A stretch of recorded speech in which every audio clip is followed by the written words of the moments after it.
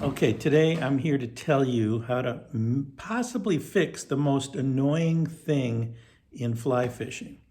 And it came to me, I was reading the latest issue of Trout Magazine, and in the back there's a small article about Dave Whitlock and how he basically fixed this problem 30 years ago, and I don't know, I'd never heard about it. And as soon as I read it, it was like, duh. So typically, well, here's the biggest problem in fly fishing. You've caught a fish, you've brought in your line. I catch a lot of like bluegills and bass and stuff, and then you go to send your line out, and it gets stuck, and it's like stuck in that knot, or you can't get your line out because you got all this like weird stuff going on, and you have to shake it, and it's my zen gets completely blown when that happens, okay? So what Dave said, and it makes perfect sense, and I'm going to do this to all my lines in a few minutes here, is instead of a nail knot here and maybe a loop to loop or whatever you have, or even just the nail knot onto your leader, is we put the butt of the leader inside of the fly line, glue it with like super glue and stuff, and you'll see that the inside is kind of braided, and then keep about 2 or 3 feet of your leader, and then put your loop to loop here. Because most of the time, that part's not, that just doesn't go in. And you'll eliminate like so many of these issues with the loop to loop and the nail knot getting stuck up in here. So let's see if we can do it. I've kind of tried a couple different ways, and it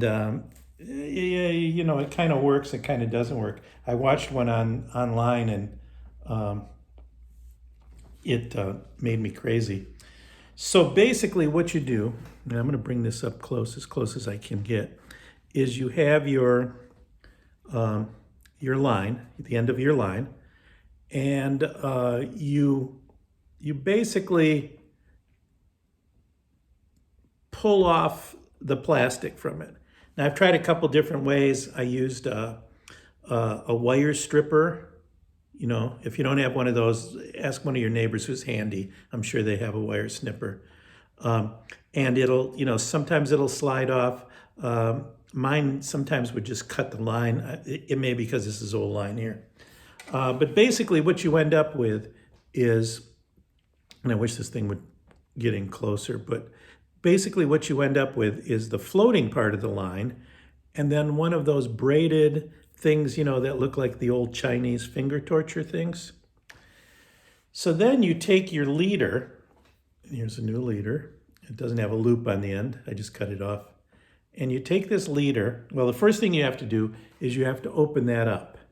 Okay, and this is where you take off your regular readers and you put on your 3.5x super readers, and you get a pin, any kind of pen. This is my wife's sewing something. I don't even know what it does. I think it's a seam stripper or something, but it had a nice tip on it and a handle.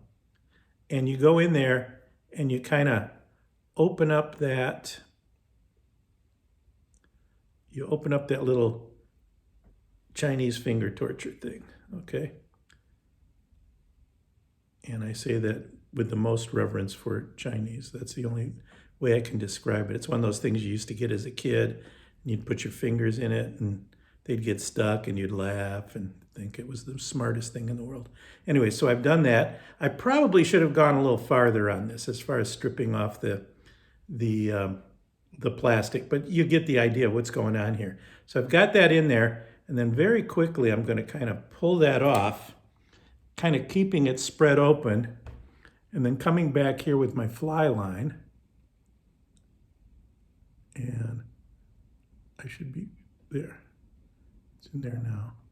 And you slide your fly line in, and then very carefully kind of pull that stuff over it. And I read somewhere that somebody said to rough up your fly line too. Didn't think to do that right now. Or rough up your leader before you do this. So you stick it in there. I think I'd be comfortable sticking it in about maybe an inch or two instead of just this little bit that I have here. And then at that point, you just take your crazy glue, which just, all right, is not working for me here today. Well, you take your crazy glue. Okay, of course, my crazy glue is not opening up properly for me today. There it is. And take your crazy glue, just give it just a little bit of crazy glue on there.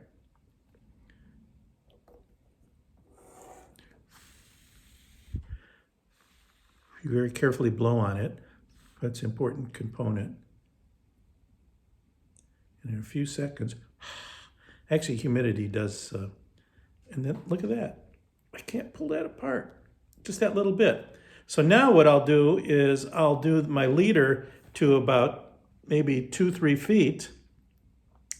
I typically put on, I usually use a leader and then I go back and forth with, this is a 3X leader, so I'll put 4X on the end of this and then maybe even 5X.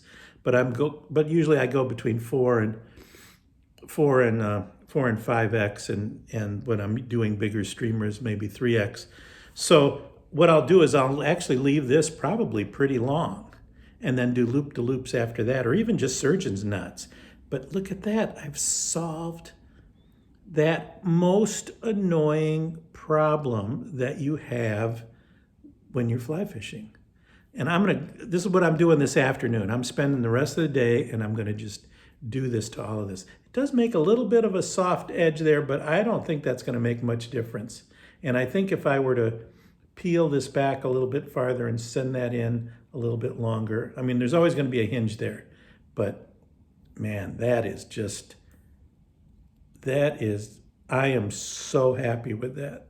I can't even imagine it. So there you go. That is the coolest tip. And it was because I'm a TU member and I get Trout Magazine. And back here, they don't tell you how to do it back here. You have to go online to figure it out. But there's just a wonderful article that Dave Whitlock, who knows more about fishing than probably anybody, great article. And he goes through all the different methods he used to tie the leader to the line. In fact, using a granny knot, but it's called knotless. So go ahead and it's changed my life. All right, see you on the river.